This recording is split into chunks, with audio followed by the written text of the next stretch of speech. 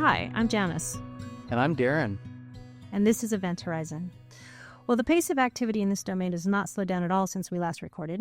Indeed, since we last met 3 weeks ago, we've had several prominent whistleblowers come forth, a new congressional task force aimed at getting to the bottom of well-known conspiracy theories, including UAP, but not limited to that, and a plethora of interviews related to some of the darker aspects of the legacy programs. These developments have prompted Darren and I to talk a lot about some of the less well-known and more, shall we say, out there theories with each other on seeming peripheral topics such as human origins and seeding, the secret space program, psionic acids, and biological markers of individuals and lineages who seem connected to this topic. So we decided to bring our conversation here to you. So today we're going to trace some of the historic and modern narratives in these areas with an eye to what we each give credence to and why. Before we dive in, we want to start off with a brief discussion of how we each evaluate evidence in areas that are notoriously difficult to empirically validate. So, Darren, you want to get us started?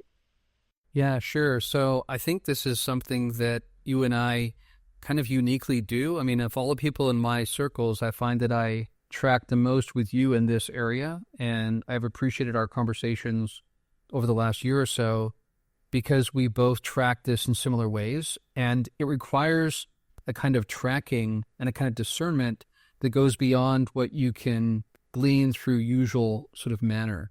So what I mean by that is that you have to bring intuition into the picture. You have to use sensing to have a sense of things, and you have to be willing to go into areas that are a little bit mucky, a little bit obscure, a little bit opaque, and you have to recognize that some of the stuff you'll find is likely not legitimate, but to ignore it altogether would make it so that you don't find little gems that are important that you can later corroborate elsewhere, and on it goes. So, yeah, my initial opening here would be just to say that what I've appreciated about our conversations is that we employ similar means to get to that stuff, and that you kind of have to be willing to do that, even though it is more tricky and involves discernment and intuition.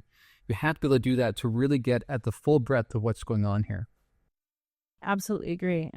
Even especially perhaps with the idea that you are uniquely situated in my life to talk about these things. I think that was a feature of one of our first conversations, remember? I think we were on the phone for I don't remember, it was a long time. And I remember getting off and saying to my friends, wow, I just met somebody who can track all over the field with me in the things I pay attention to and in the ways I pay attention to them. So yes, thank you. Here on air, I say to you, thank you. It's been great. And in terms of what I'd like to know, actually, maybe have you start us off on how do you pay attention to things? How do you evaluate, especially these more strange and hard to empirically assess aspects of this topic? Yeah, it's a good question. And I think we kind of arrive where we are now from a broad history. And before we started recording, you and I both talked about having training in non-dual traditions, and even that can be very helpful to expand your understanding of the self, expand your understanding of the nature of reality. And what you often find in these circles is some of those same notions. And if you've already become familiar with them, it's not going to surprise you, and you're not going to have this allergic reaction and look away because you're not ready to look at it. So that's part of it. I would also say that I definitely read people's energy. So some people will say, well, someone's making a claim, but I have no capacity to know whether what they're saying is true or not. And I understand that from one point of view, but this is where we have to use what you and I have sort of colloquially called our spidey senses to tune into whether or not someone is feeling truthful to us. And I know that I've really honed this capacity, as I think you have as well, to know when someone's sort of speaking from the center of who they are, the real core of who they are, and that comes across energetically. I'm not talking about tone of voice or body language or facial expression. I'm talking about something fully subtle that I can pick up that tells me whether or not that person is speaking their own truth. Now, could they be being deceived by someone else? Yes. And there's little bits you pick up from that sometimes, but I can at least sense whether or not what they are saying they believe. They have a sense of this. And so that becomes essential in trying to parse out different aspects, and when someone is veering into either disinformation they might be trying to put forth or whatever. The other thing I try to do, of course, is after I get that kind of information, I'm always looking to corroborate it elsewhere. So, for instance, when we had Jake Barber recently talk about some of these psionic assets and whatnot, you and I both look back to what Michael Herrera has said historically and what came up through Stephen Greer, and we compare those accounts and we try to reconcile them and things like that. So that's some of the initial things I would say. What about for you? I really like that you pulled out the sensing piece, because you're right that is something that I use that I think is not fairly standard. I'm trained as a researcher in the standard ways, and I appreciate and use those skills a lot. I think it really helps. My training really helps me in this domain for reasons I'll talk about in a second. But I also allow in as evidence my own sensory information. So like you, I partly in response to this topic area, I think I've sharpened those skills, certainly over the last 5 to 6 years.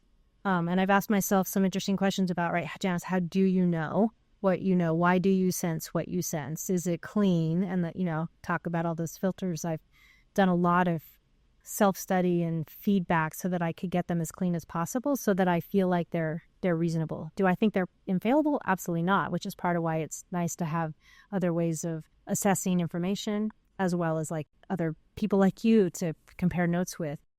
And I will say, too, the other thing that's a little bit different, I think, about the way I approach some of this stuff, even from a sensing perspective, is I don't tend to, if I sense that somebody's less than clean, like, I'm not getting that this is truth or this is their truth, because sometimes it's super clear. Like I remember listening to Rebecca Rose's interviews. I'm like, I don't know what actually happened to her, but she absolutely believes and has had the experience of it. I detect no malice in here. But I don't necessarily wholesalely reject somebody if I don't get a ding. I will use that same discernment on the information that they're giving me, because some of the information, even from kind of an unclean or uncredible source that way, is still dings. It's like, ooh, that resonates, or that also comes up in other areas. So I think I'm more willing than a lot of people. A lot of people just wholesale reject somebody because they get a less than clear ding, truth ding. I will not do that. And that leads then to the second piece, which is the use of the more standard techniques for me. So what I tend to do is not reject anybody, really, unless it's super, like I can feel it's super distorted and I just feel like 90% of what this person says is just, I don't think it's going to give me any useful data, basically. I will listen to everybody's story, and I'll take into account to diversity of sources, where and the vector diversity. How likely are they to have come across each other? Now that's a little bit harder to assess than it was, say, 4 years ago, when people were coming out in all these different communities, maybe probably not having much to do with each other. I paid a lot of attention to the themes that were coming up across the content of the data. So they get bonus points for non-association. And then lots of stuff for, links between topic areas. So are there cross-topic references? Are we finding various people referencing the secret space program in one way or another? And if so, how do those references cohere with each other? That coherence piece has become more important and more accessible to me recently, because there does seem to be convergence on even some of the more peripheral things. Doesn't suggest to me that it's absolutely true, but it suggests to me that there's a there of some sort that will probably begin to emerge, as it does now, as salient, and we'll dive into it. So for a long time, people would have completely wholesale rejected the idea of a secret space program, for example, or the idea of a psionic asset, especially, who those psionic assets might be, women and children, or third world people from third world countries. They would have just rejected it. Not possible. But now, of course, as we know, given the most recent whistleblowers, some of that is becoming popular to talk about and think about. So that's the other thing, time. Like, I think ultimately it's separating the wheat from the chaff is really a function of time and emerging validation, which I think, you and I talk a lot about. It's moving so fast that over the past few years it has been possible in ways that were previously not possible, to see that there is validation for things that were completely rejected wholesale, like some elements of Bob Lazar's story. I like the point you made about the fact that now part of the mainstream conversation within ufology is including some of the woo, what's been considered woo before. So yeah, with the Jake Barber and the psionic assets aspect that's come out recently, psi is front and center, and even the people who are more nuts and bolts, I think, are having to confront this and deal with it because it's such a central part of it. And as I said on the most recent Liminal Frames, not only do we have the Stargate program and SRI and the CIA and other aspects of the military using remote viewing, for instance, to glean information. But we also learned that the government has been conducting these reverse engineering and crash retrieval programs using some of these psi assets as well. So it's absolutely front and center. But I liked what you said about, when you're listening to someone, even someone who might not be usually credible, but you can still pick out when certain parts seem true. That's the case for me too. And I also find that because we have access to this collective field of consciousness, and there's kind of this relational aspect, then when I'm listening to someone, certain elements will really jump up. They're like these nuggets that jump out to me, that some part of me, some higher aspect of me is saying that's important. Somehow that's related. And I kind of put a bookmark there to return to that or to look for other pieces of evidence to support that, because it's like a little clue from the higher self saying somehow this is related. So there's numerous ways this applies. And I really appreciate the fact that we bring some of these same tools to bear, because I think you have to get the most robust understanding of what's going on here. As a researcher, one of the things I recognize is we're really good, researchers are, at describing the past, what we can see clearly and measure clearly, and we have data for, or sometimes what's going on right now, if you're looking at demographic trends and so forth. We really are not in the business of looking ahead. Most researchers stay out of that, right? There's just not enough data, they'll say. But I'd say, and I know that we were talking about this before, and it'll probably come up here, I feel like we really do need to be looking ahead right now, because what's on the horizon is so radically different, I think, in every way, not even ephemerally, technologically, politically, economically. We are clearly in the throes of massive change, and without the capacity to sort of sense in and lean into the future and start to begin taking some risks to kind of map out those domains, even if we're a bit wrong, I think that's foolish, partly because there are definitely people who are looking into the future, planning to use it, already thinking about how to exploit upcoming technologies and global situations. And we being the population, the average population, at a massive disadvantage if we're unwilling to start at least entertaining some of the more out there theories that you and I both know are on the horizon. So I feel like it's important that and if that means we have to use our spidey senses, even if it's kind of messy, I think that we are well served by putting our puzzle pieces together as a collective and saying, what are you getting, which is part of what we love to do here. So. Yeah, great point. And we'll jump into this now. And what you just said, though, is very relevant, because what we're going to talk about here is how various power structures likely already are using these different methods. And so if people sort of hold off in the background or stay on the sidelines, then really putting themselves at a major disadvantage. So the first thing that we have to do is begin to reckon with what might be going on. And so as we discussed already, we're going to get into the more speculative elements, or some of the more speculative elements. But at the same time, they're speculative and they're fringe only compared to sort of mainstream thinking. But anyone who's delved into the lore of ufology recognizes this shows up again and again. So speaking corroboration, this comes across in many people's accounts, and even people who talk about being in the secret space program, which we'll get into, they have very similar elements that they describe, that people that don't know each other, again, things that when you take witness statements and you look at their likely truthfulness, there's many things that point to them being truthful. And as you said, we still have to ask the question, we believe they believe this happened, but there's still the possibility that they've been deceived or they experienced something, but maybe it's different than what they thought they experienced. One of the things I know you and I have talked about with the secret space program, which does sound pretty out there sometimes when these galactic battles are happening and whatnot, is part of that potentially them being put into a virtual reality of sorts so that they would believe that. That's possible. And you and I have talked about these different ways it might be playing out. But the first thing we want to dive into of these different fringe ideas, although maybe this is the least fringe, it's about the idea that humanity itself might be an engineered species. Now, an implication of that, of course, is that when people talk about hybrids and the notion of hybrids, the notion here is that all of us to some degree are hybrids, because the idea is that some advanced ET or other kind of civilization came in and worked with existing hominids and augmented them to create modern humanity. So basically, we would all be hybrids in that sense. But let me just dive into some of the ideas here. So The idea that humanity may be an engineered species is fascinating, and there are several indicators, actually, both scientific and mythological, suggesting that this possibility is worth considering. So let's look at a few of these, then we'll riff back and forth. So the first one is genetic anomalies and sudden evolutionary leaps. So the chromosome 2 fusion really stands out here. So human chromosome 2 is a fusion of 2 ancestral ape chromosomes, which some argue suggests intentional modification.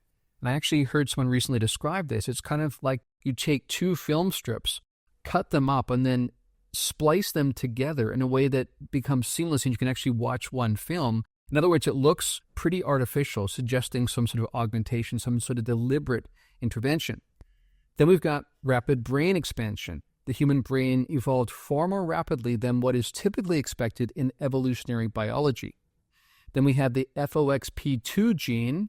This gene, critical for language and communication, appears to have undergone sudden and unique mutations in humans.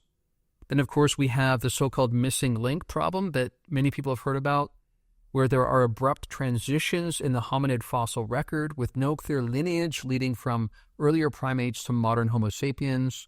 We have anomalous artifacts, objects like the London Hammer, allegedly encased in ancient rock, which challenge mainstream timelines. We have mythological and historical accounts, and we'll get into this a bit later, but just really quickly, there are numerous historical texts and scriptures pointing to beings that seem to be interacting with us, sometimes controlling us, and sometimes giving us our origins. We'll get into some of that later. We also have the aspect of the uniqueness of human consciousness. So we are uniquely self-aware in the animal kingdom, and we can entertain abstract thought. And unlike any other species, humans have an innate curiosity about their origins and existential purpose. Mystical and spiritual experiences. Many ancient traditions speak of divine and extraterrestrial influence in human development. Again, we'll get into some of that later. And then a couple more. We have civilization jumps. So Göbekli Tepe, an ancient megastructure suggesting that history is not what we've been taught. We have encoded knowledge in sacred texts, where some argue that ancient texts contain scientific knowledge that should not have been accessible to early humans. And then finally, anomalous DNA evidence, where some researchers claim certain genetic markers in humans do not have clear evolutionary precursors, so some sort of intervention there is suggested. And of course, then we have so-called junk DNA. A large portion of human DNA is non-coding, leading some to theorize it may contain hidden or dormant information. So that's a lot. Those are all sort of pointing to the possibility that humanity might have been engineered, augmented at various points. What's your take on all of that? Well, we did a similar deep dive in this and found the same things. But I would say that what I've noticed over time, because like you mentioned earlier, I've definitely got this part of my mind that's like, ooh, that's going to be important. Flag that, put that as a puzzle piece on your board and keep it over there. I've got a massive puzzle board, what geez Louise. And this is one of those areas. I mean, I remember being indirectly interested in archaeology all my life, and it's kind of noticing, although I didn't spend a lot of time diving in. And it does feel very much, feel and look, so sensing and sort of empirically look like there is definitely a growing convergence of data that is clearly converging in my mind on this idea that we don't understand much about our history. And there is definitely stuff going on that you cannot write off. So when I look at sort of what are the counter arguments to all of these things that you pointed out, they're pretty flimsy. They're like based on it doesn't comport with archaeologists' idea of how it has all been. Okay, well, I can discard that one because we're constantly, if you're not curious and willing to re-examine your data in light of new data, then what is the point of doing research at all? Watching, for example, the reactions to Graham Hancock's Ancient Apocalypse series on Netflix has been interesting, right? Because most of the objections are not terribly empirically based. They're just like, we don't believe it, so it can't be. But if anyone who's willing to look at the converging sets of information that are definitely pointing to something that may not be easily write-offable as myth, which is what the other thing is on. Well, we've already determined those things are consistent with what we regard as myth in these older cultures. Like, well, maybe they weren't myth. It does seem to appear it does appear that there are a lot of converging similar stories across a lot of different cultures, across a lot of different time, that would not have had any knowledge of each other, not to mention structures all over the world that are weirdly similar. Leon, I think Graham points this out really nicely, that should not have known each other, as well as technologies that should not have existed, as well as references all over the place across lots of different cultures that seem to point to the existence not of just mythological figures, but actual living figures that do things like fly around a weird craft or appear and disappear at will, or seem to have godlike powers. And you put it against what we know is actually going on, you and I and others in the UAP world, and the fact that, there exist, you think, chances are excellent that they were here a long, long time ago too. And then does that help us understand something about who we are and why we see these weird leaps and gaps? Because, some of that, like you were talking about the fusion, the genome fusion, telomere fusion event, it coincided with a lot of other evolutionary developments at the same time. Brain structure, sophisticated tool use, bipedalism, modifications of our jaw and our gentles. I mean, there was a lot happening right in a very small period of time that makes no sense from the standard Darwinian assumptions, which are not, by the way, dear listeners, incompatible at all with the idea that there was some sort of intelligent design. Of course, they're both probably are operational in my mind at this point. So then that opens all these interesting questions about, well, what does it mean? A few years ago, I used to kind of think funnily to myself, boy, it's going to be interesting when 23andMe isn't just where do you come from on this planet, but where do you come from off this planet? I laughed, but I think it's quite possible we'll end up getting there some point, because if it's correct, if the seeding hypothesis is correct, and if you allow yourself to go down that road and look at the adjacent theories around it, then it's maybe not just one species, but multiple that were involved with us or have been involved with us over time, that we would all potentially be some degree of hybrid. Like what is human? It's kind of like race, right? What's race? I guess you start asking what does it even mean to be human if you get far enough down that road? And are there biological, neurological features that you can isolate empirically to help us trace different kinds of influence? That line of questioning would not even have entered most people's minds until, I think, fairly recently, where more and more people like you and I are starting to wonder about what it is we don't know and what it might look like once we start knowing.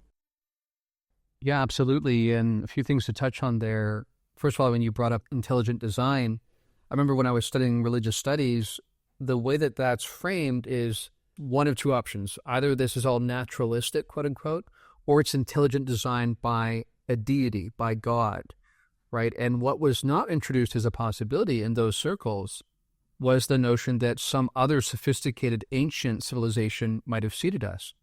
And if you think about it, a lot of this comes down to cognitive dissonance and bias and prejudice, because when you think about the age of the cosmos, and actually Carl Nell has made this point as he sort of seeds the ground for disclosure, he's made the point that the cosmos is so ancient, and we have some star systems that have been around for so much longer than others that you would have time for some, just again through naturalistic quote-unquote processes, for some civilizations to spring up and be like 1 billion years older than ours. And what would it look like for them to come and interact with us? They would have vast scientific and genetic understanding. They would have technology would make them look like gods. So what's interesting is in my religious studies background, we were sort of taught that these people just didn't understand science. They were overwhelmed by the natural world, so they made up stories to try to help teach their kids why things happen. So we have to appease the mythical gods because our crops burned down this year. We must have done something wrong. We better sacrifice a virgin or a goat or whatever. But again, the assumption there, and it's a pretty arrogant one, that those people didn't know any better and were just making up stories, rather than what seems like the more parsimonious answer, that they literally were encountering some sort of being, and it was much more sophisticated than them, technologically and otherwise, which made them perhaps assign godhood to them. But to ignore the fact that this kind of interaction seemed to be in the record is kind of ridiculous. And on top of that, you think about all the pictures on rocks you find carved into the rocks and whatnot that look like humanoid beings, sometimes with slightly bigger heads like we would find in a gray alien and whatnot. So really, when you think about what's the more parsimonious answer, it kind of leans in this direction, because not only do we know, again, we think of the Fermi paradox, that there should be intelligent life out there if it springs up under the same conditions, of which there would be many Goldilocks places around the cosmos with the size of the cosmos. And because some of those civilizations would be so much more ancient, they would be remarkably advanced at this point. They could get here. They could travel faster than the speed of light and whatnot. They would understand consciousness more. All this comes into the picture. And this reminds me recently, before we move on, I've been reading through Jacques Vallée's latest journals, so Forbidden Science 6, and in there he records an interaction he had with Diana Pasulka at Esalen, and I think my friend Jeff Kripal was involved as well. And what they were basically realizing, and this is Diana having this realization, so she's this religious studies professor, just talking about these accounts from ancient history. Then suddenly she had people from the intelligence community knocking on her door, asking for specifics about what kind of manifestations we're seeing, what kind of phenomena we're seeing, and what were the biological effects on some of these ancient saints that encountered these beings. And she began to realize that the intelligence community assumed those were real. And why? Because they're still happening today. So they were trying to draw correlations and basically glean intelligence. And so she's having this exchange of letters and emails with Jacques, realizing that he kind of was putting it together as well in Passport to Magoni and some of his books, that some of these ancient traditions might have described them differently on the surface because they didn't know what a star traveler was. It's going to look like someone from the heavens to them, but basically the same stuff across time. Yeah, exactly. And if you weave in the possibility that some of the stories that we think of as mythological were actually framed that way purposefully for humanity, potentially, right? To keep us from advancing too quickly, perhaps, or there was some other narrative, then it makes sense, So you have actual beings who have godlike powers to a very underdeveloped species that they are somehow progenitors potentially of, or at least interacting of, that are going to start the developmental process across time. It makes a lot of sense that you would give them things like religion and other kinds of places to put those stories, to hold them, but without kind of bringing them along too quickly. So I don't know. I agree with you. The Occam's razor here might actually not be as slow adaptive genetic mutations a la Darwin, but something different, very, very different, that our brains have had a really hard time wrapping around until maybe recently. Absolutely. And now let's dive into one more piece of the historical piece before we jump into some of the implications in terms of modern times. This has to do with what you're kind of hinting at there, which is the scriptural traditions that describe this as myth and whatnot. And again, the question that is prompted there is, what does it mean to be myth? Because even when we talk about in religious study circles, mythology, that doesn't necessarily mean untrue. It just means it was the way that they framed reality. So someone that people might be familiar with is Zecharia Sitchin, and he, of course, wrote a series of books that proposed an alternate origin for humanity. Now, some of his books, of course, maybe missed the mark in some ways, and it's a pretty less than precise way of trying to make sense of ancient history. But I think, again, this is speaking to what you and I began our conversation around, which is that even if some of the specifics in his case are off, you and I both sense that it's pointing towards something that's real. So it's like a signpost pointing into the fog that feels like there's something there. So let me just quickly describe Sitchin's background and what he talked about. So he wrote a series of books, but particularly relevant here are the Earth Chronicles, that propose an alternative theory of human origins based on his interpretations of Sumerian, Akkadian, and other ancient Mesopotamian texts. His central thesis suggests that, of course, first, front and foremost, we have the ancient astronaut theory. So he claims that the ancient gods of Mesopotamian mythology, known as the Anunnaki, were actually extraterrestrial beings from a planet called Nibiru, which he described as a rogue planet with an elongated orbit that brings it into the inner solar system every 3,600 years. He talked about genetic engineering of humanity. So according to Sitchin, the Anunnaki came to Earth about 450,000 years ago to mine gold, particularly in Africa. Finding the work too laborious, they allegedly engineered early humans by modifying the DNA of Homo erectus, creating a hybrid species to serve them. This aligns loosely with the Adamu first man references in Mesopotamian texts. Then he talks about Sumerian civilization as a direct legacy of the Anunnaki. So he argues that Sumer, the first known human civilization, was established under the guidance of these extraterrestrial beings who provided knowledge of writing, astronomy, agriculture, and law. And this speaks to what you brought up earlier when we had this sudden eruption of these really advanced kind of techniques and whatnot coming online at the same time. Finally, biblical and mythological parallels. Sitchin attempts to link his theory with biblical narratives, suggesting that the Nephilim in the Old Testament and the gods of other ancient civilizations are the same as the Anunnaki. He also interprets events like the Great Flood as historical occurrences influenced by the Anunnaki's conflicts of planetary cycles. So what's your take on Sitchin? I know we talked about him in our personal conversations, and also what he's sort of pointing towards in terms of the implications for human history. Yeah, I think it's really interesting. I remember listening to his book, one of them, while I was driving. It was about a year ago, and my spidey senses were going off like crazy. So I know that he gets a bad rap. That he does take some liberties. I looked into where are the liberties that he takes in terms of his interpretation of the cuneiform text. And there's some of them are kind of quite liberal. Some of them are less. I think I would probably agree with him more than the others. Not that I'm any arbiter of that, but nevertheless. But I really did have a very strong reaction to listening to the stories. I had to turn it off at times because there was so much energy in my body, which typically means like there's something here. There's something here. So that was an interesting kind of reaction. But if that were all it is, I would be, they would be in my puzzle board up at the top, and it would be like needs a lot more context and a lot more something else there. But we do have a lot more something, only a lot. We do have something else there. So we have the Eric von Daniken theories. And he also went down that road. And Michael Tellinger built on Stitchin's work, claiming archaeological evidence in South Africa.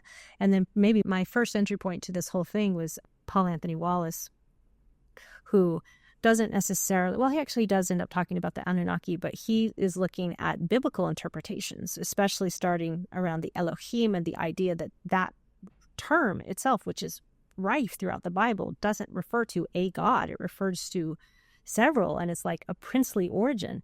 So, I don't know if people know his story. I really like him very much, but he got laid up. He was an archdeacon in Australia. And is it Australia or New Zealand? But somewhere in there. He got laid up by injury, and he started deep diving into the text, especially the origin story text, because he always wanted to, but had never really had time. And here he goes. And he just ended up down all sorts of rabbit holes, which lead him from more of that, more the standard paradigm into where he is now, which is very squarely in the idea that we were seeded probably by a race that he would speak of as the Anunnaki. He can find dozens of references, more than dozens, probably hundreds of references within the Bible, and speaks very articulately and eloquently about this. So that volume of, it's like there's multiple people kind of getting to it, and if you also bring it together with some of the archaeological pieces that you and I talked about just a little bit ago, I'm like, I think there may be something much more to the story than is easily to write off by just saying it's all myth. That makes no sense to me anymore. I would say even my empirical mind is like, yeah, I don't think so. There's something else here. And I really like what you said earlier, which is it's kind of arrogant, just hubris for us to assume that our ancestors were so dumb that they have to make up story, that they're not registering something real when they talk about some of the things, the phenomenon that they've interacted with, that it's somehow completely all myth. Like, that's fairly arrogant, especially since it does occur across so many different cultures in so many consistent ways. I'm much less likely at this point, personally, to say that makes any sense. I kind of dismiss that now. That's the thing that feels most false to me, those kinds of theories. I'm like, yeah, no, I don't think so. There's something else going on. Whether it's Anunnaki, whether Nibiru is real, harder to say. But I think I've landed on the likelihood that humans were seeded in some way, and that we've had ongoing UAP, NHI involvement on this planet, that we have a history we have no idea about, but I think maybe we're on the verge of learning something about. And people like you and me, that our listeners, are the folks that will be exploring and opening ourselves to the possibilities. Absolutely. And this is, again, why the matter of disclosure is so much more complicated than people realize. And people are going to have to grok and integrate matters that will challenge their worldviews in numerous ways, and not just physicalists. And to answer your question earlier, I would say he was described more as a traditionalist in terms of his religious framing before, Paul Wallace. But yeah, to the point you made, it's really interesting because I got to read, the Old Testament in Hebrew when I was doing my religious studies degree. And what he's saying is absolutely true. Like, I remember seeing it for myself. So you have a term like Elohim, which is plural, right? It's not singular. And then you have later references to a godlike figure, a powerful figure known as Yahweh. And so what modern Christians have tended to do is collapse and conflate those terms. And sometimes they just get translated as God, when actually the original language is much more complex than that. And it seems to look like we actually have different kinds of beings, different kinds of, therefore, potentially NHI on the scene, and some are more benevolent than others. So, for instance, this really creates some massive ripples, and even Carl Nell has spoken about this, that traditional religious believers are going to be confronted by some of this evidence, and it'll make them uncomfortable. Because, let me just say quickly before we move on to the secret space program and more modern implications of this, but the notion here is that the snake may actually be the hero in the biblical text rather than the villain. And this, of course, turns everything on its head and upside down, and it just shows you how many different sectors of our society will be impacted and have to rethink everything, basically, because of these revelations, which again begs the question, how fast can you actually let this stuff out? How it will actually roll out? And even thinking about, like, what is a responsible way to do that won't completely collapse people with this onslaught of information they're just not prepared for. All right, let's jump into secret space program, because we've got a lot to get to here. So again, some people are going to say right away, Janis and Darren are talking about secret space program. Isn't that all mythology? Speaking of mythology. But actually, again, we would suggest there's quite a bit of evidence pointing in this direction. Now, the specifics of what's involved, that's more complicated. And there probably is manipulation going on. Sometimes things are not quite what they appear to be. We've had, even to your point earlier, Janis, we've had recent whistleblowers who've spoken about being involved in something like that secret space program, and even being asked to execute certain NHI. Jason Sands talked about that. And for a lot of people, that was a bridge too far. But I would ask people, and I think you would be on the same page, really rethink those kinds of knee-jerk reactions. Because if some of this technology that is incredibly consequential is in the picture, and we all seem to think it is, what would the implications be even for things like space-time engineering? But let me just jump into a description of the secret space program, then we'll riff back and forth. So the secret space program hypothesis argues that advanced spacefaring technologies, extraterrestrial interactions, and hidden projects exist beyond publicly acknowledged space programs like NASA and SpaceX. This idea suggests that the elite, or perhaps even breakaway civilizations, which we'll touch on a bit later, have been exploiting space-time physics in ways that the general public is not aware of. Here are the key arguments. So we have notions like historical movements like the Nazis, and they seem to be making some breakthroughs, perhaps with the Nazi bell that might be a space-time manipulation device. We have Operation Paperclip, where the U.S. absorbed many of these top Nazi scientists, many of these being actual high-ranking SS officers, and they were at the beginning of our space program and what became NASA eventually. We have Majestic 12, or MJ-12, which has been talked about recently, by the way, by different whistleblowers, which is a rumored classified U.S. government group tasked with handling extraterrestrial technology and potential off-world operations. And then, of course, we have breakaway civilizations as a notion. Some theorists suggest elite groups splintered from the public sphere and developed independent spacefaring civilizations operating in secrecy. So what we're getting at here is space-time exploitation and really exotic physics. So again, when people want to talk about the woo, this is not all woo. This is actually really advanced physics, exotic physics, to the point where we actually have this kind of collapse between consciousness, or what people would call the woo, and technology, where actually we get this one integrated fabric. And so this would involve things like anti-gravity and electrogravitic propulsion. So these are theorized reverse-engineered UFO technologies, allowing instant acceleration without inertia concerns. And of course, we think about the 5 observables that Luis Elizondo brought forth. This has been recognized, acknowledged, talked about, and studied by the U.S. government. Then we have zero-point energy, which suppressed free energy devices could power advanced craft indefinitely, and many other things. Could power, of course, an entire civilization. That's something else that is rumored to be part of this kind of space-time exploitation. We have temporal manipulation. Many implications here. Some believe certain SSP factions have harnessed time dilation or even time travel through space-time warping technologies. We have wormholes and jump gates. It's the idea that advanced civilizations, human or otherwise, or maybe both working together, have created functional portals allowing interstellar or even interdimensional travel.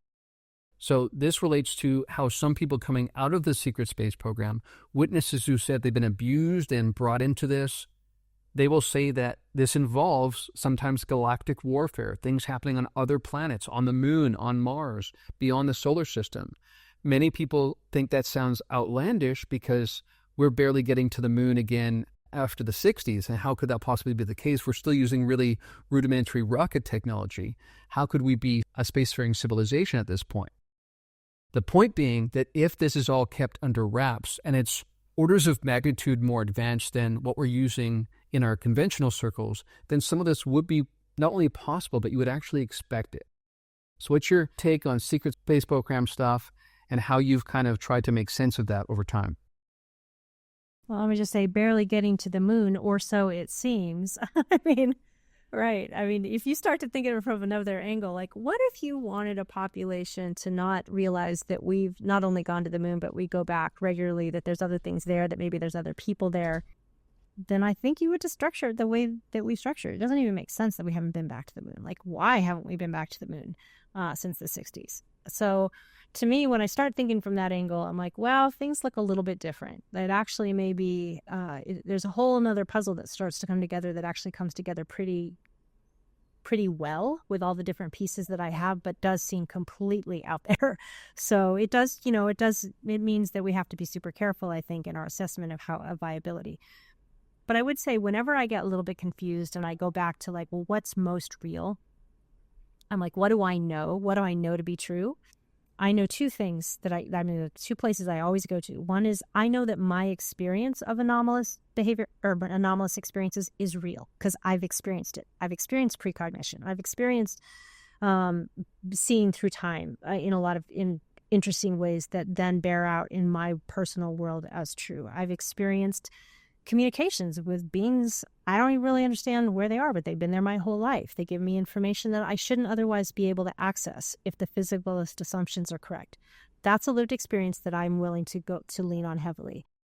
And then the other thing is I know UAP are real. There's a ton of evidence at this point. We know UAP and NHI, and by extension, the physics that they imply is real. I don't question that anymore. So when I just lean on those two things, well then that opens the door to all sorts of things, right? So the precogs pieces and the physics that are implied by the craft coming in and out of dimensions and you operating in ways that don't make sense are all open the door to all of the things you just talked about.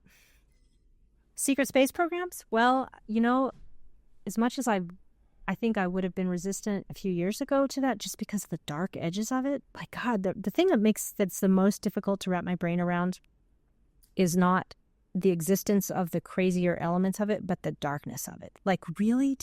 Would we do that? Would there be people, other humans that would do that to children? The psionic assets piece is a whole nother conversation we can have, but we know for sure, the whistleblowers coming out are talking about psionic assets. I think that at this point, it's a fairly credible concept. That then, and Majestic 12, and some of the stories that have come out of the the whistleblowers. Like there was a secret space program conference in 2023, I want to say, that somebody I know named Rebecca Rose, who claims to have been in the secret space program, was involved in. And I tuned into that conference. It's hard to find anything on the web. There's 2 people who identify themselves as having been involved in that, but I watched all of them as it was happening. So I know that it was 7 people with secret space program stories that shared that day, it was just 2 days. And, there was a lot of commonalities between those stories. Did all those folks get together, come up with narratives that they were going to tell for this conference that you can't even access anymore? It didn't make sense. That wouldn't make sense to me. And a lot of their stories were unique enough that it wouldn't make sense. But there were elements across them that, some of the darker elements that were hard for me to listen to, but super strange. So if we separate out the things we're going to have to grapple with as humanity around the ethics of what may have been going on in service of exploring and then exploiting some of the more unique, untime-bound, really exotic technologies, we're going to have 2 different kinds of conversations. Like, what did humans do and why, and how do we ever forgive them for that? And how do we make sure that doesn't ever happen again? And, that's a hard one. And the technologies. But the technologies, just to wrap up my comment right now, are really important because they are our future. And I think you and I both agree that they're coming sooner rather than later. And there's a lot of push. We can see it even at the congressional level, where there's activity around surfacing some of this stuff and unloosing it from where it's been held in these various departments, that we may potentially eventually have access to technologies that would put humanity into a radically different position vis-a-vis physics and things that we've always assumed, like time-boundness. And we should, as we said earlier, know something about what these are likely to be. And like you, I think they probably do exist. I think they are on the horizon. I think terrible things have been done in service of getting here. But we're here. It's time for us to open to at least the possibility of it. Yeah, absolutely. The consequences are both fascinating, daunting, promising, all of the above. And to add to what you brought up earlier, I also experience time in a more multidimensional way than I think some people do. It definitely is not just linear in my experience. You and I were talking privately before we started recording and talking about how the more you explore this and experience it and open up capacities, then exercise those capacities, you more and more experience time in nonlinear ways. And I would say for me, it even gets to the point where I'll have glimpses of the future. And then we talk about reverse engineering programs. I actually describe it like I try to then reverse engineer back to that future. So I can kind of triangulate between the present and the sensing I have about the future, my own personal future. And then I think about how can I engineer things in such a way that I arrive at that future. So it opens up all sorts of possibilities.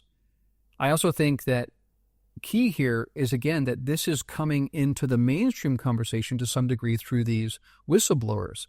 So, of course, what some of this involves with a secret space program is apparent accords and agreements and participation between human factions and ET or NHI factions. Of course, David Grush included that in his testimony. So let's talk about a few of these things. So secret treaties with ETs. So some sources claim U.S. or global elites have agreements with extraterrestrials, either for technology exchange or genetic experimentation or both. We also have the notion of galactic politics. Theories range from benevolent federations like the Galactic Confederation, assisting humanity, to more sinister control by manipulative ET groups. And again, I would say that with a spectrum of consciousness, you would expect all of the above. And then, of course, hybridization programs. Some believe that the secret space program personnel or abductees have participated in human ET hybrid experiments for unknown purposes. My work with the John Mack Institute and Archives of the Impossible has made it very clear to me that you cannot remove the hybridization program from this entire matter. It's right at the center of it, and the abduction phenomenon is connected to that. So again, you and I talked about earlier, not only using our sensing capacities, but trying to corroborate details elsewhere. We see this coming up with whistleblowers coming forward saying this is a known part of the history. And again, I think the nuts and bolters are ever more impacted and put up against the wall by some of these revelations, because what's interesting is it seems to corroborate and substantiate much of the lore that maybe more people interested in the woo were willing to entertain before, but now we have pretty mainstream sources coming forward and saying this is all true.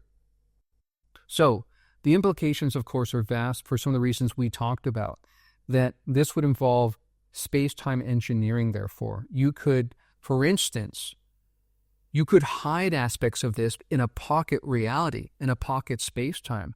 You could conduct affairs in a future relative to us or a past relative to us in ways that would make it impossible to actually ever substantiate that this is going on in our normal reality. So you and I talked about this as well, that part of the issue here is that some people will say, well, there's no evidence of this. We would see so much evidence if this was really going on. But if we're talking about space-time engineering itself, the very fabric of what we consider reality, then you could conduct affairs in ways that you would never be able to measure that or substantiate that through conventional empirical means, which of course is going to challenge science, even as academia gets more involved here. And indeed, to your point earlier, Rebecca Rose and some other people who are witnesses and participants who are brought into these programs, there's some pretty dark stuff. And maybe we can sort of finish off the last few minutes here talking about some of this and talking about some of the implications for consciousness and where we are as a species as some of these technologies come online and come into the general awareness.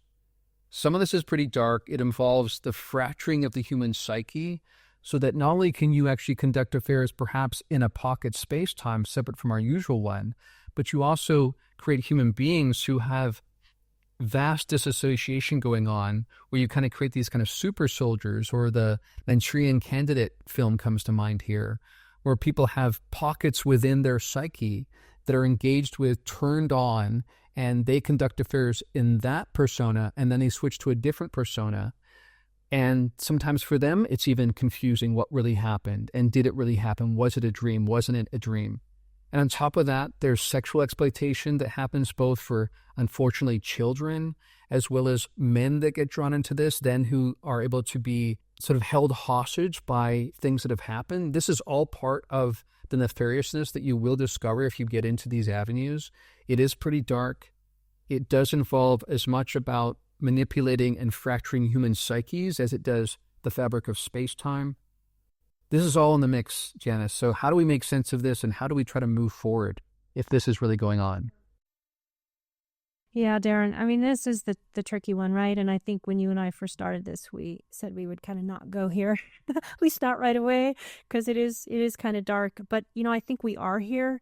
I think with Jake Barber coming out and a variety of the other whistleblowers starting to come out from inside the legacy programs, we really need to begin to grapple with some of it. I personally do think there was a secret space program, maybe still is one to some degree, different flavored. I don't know that I don't know that the psionic asset exploitation is still happening, but I think it probably is, actually. My career's experience wasn't that long ago, and we know that there's some, we have some pretty dark tech out there that's way advanced. So, I just want to quickly say the trauma and dissociation piece is fairly well validated. We now have a number of studies that suggest that trauma does enhance psychic ability. Dissociation is part of what is necessary in order for this link up to happen. And Jake Barber talks very specifically about those things on the Jesse Michaels interview. I would recommend anybody go listen to that, about the mechanisms, how that works. So that lends credence to the idea that part of these programs has been the purposeful traumatization of people, children in particular, because children seem to be particularly good at this, partly because the software hasn't been formatted as much as the rest of us, and people who've undergone a lot of traumas, which you can find, of course, in developing countries where there's just a lot more stress than there might be in other less economically deprived areas. So I can understand. So all these pieces, they're like, it makes a lot of sense. You would take traumatized populations potentially of children, you might stress them out even more, and then you would use them in ways that help you explore how this works. Totally unethical. So we're going to have to grapple with past around this, because I feel personally pretty confident that there is a past around this, and it's pretty dark, and That's part of what I suspect nobody wants to have come out, partly because of the legal implications, but also, most importantly, the future. You and I started out this conversation going, is it a good idea for all this knowledge and technology to come out right now? Are we, as a species, in a position to be able to use it, to leverage it for the good of not just humankind, but our planet and all the species on it? I don't know. I don't think so, personally, right yet. I'm very concerned about where this technology goes, who ends up with it.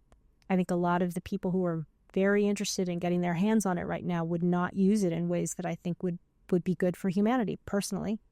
But on the other hand, it looks like it's coming anyway. Doesn't seem to matter what I think about it. I think we're on the brink of the breakthrough technologies, if only because things like advancement in AI, our need to be spacefaring, or a need for the population to know that we're already spacefaring, because there's even more coming, and it's going to start to infringe upon. It's just going to be impossible to hide. I think there's a number of inflection points we're at that we don't even know we're at as a species that are going to make it impossible for this stuff not to come out. So I would say I think we probably need to start grappling with what has happened and be thoughtful about what could happen, and be thinking about, are there ways for us to enhance the likelihood that this will be used in positive rather than nefarious ways? Yeah, and I have a couple thoughts to share as we close here. I would say yes to everything you said there. I would say that even as we really juggle how consequential these matters are, and we have to ask ourselves, are we ready? And when we sometimes hear people in ufology acting as if disclosure is some panacea that's going to deliver all these beautiful things to us, technology, free energy, all these things, we have to consider the state of the world and the power structures that exist, and how will that technology be used? How will these consciousness technologies be used? You have to really reckon with this, and I don't think there's any easy answers. But it does come down to consciousness, fundamentally. It doesn't really come down to technology. It comes down to consciousness and how the consciousness will employ those for the benefit of all or for the benefit of a few. Therefore, my final point is that as we reckon with all that and juggle those consequential matters, I would say it behooves all of us to step into these capacities we have to lead in our circles. So not just Janis and I, but each of you out there, step into these capacities that are your birthright, these psychic capacities that have been coming into the fray more and more through telepathy tapes and through these psionic assets. We know this is real. This has been empirically demonstrated through Dean Braden's research, 150 years of research. So step into these things, learn to grow these skills because you can. Learn to clean the filters you have so that you experience less distortion, and so you're better able to interpret other people's distortion and glean what's real and determine fact from fiction and those kinds of things. And the bottom line is, all of this really innovative technology and this much more expansive, multidimensional understanding of consciousness both bodes a really promising, transformative, transcendent future, but also a really daunting and destructive one, depending on what we do with it. So once again, this all comes down to consciousness.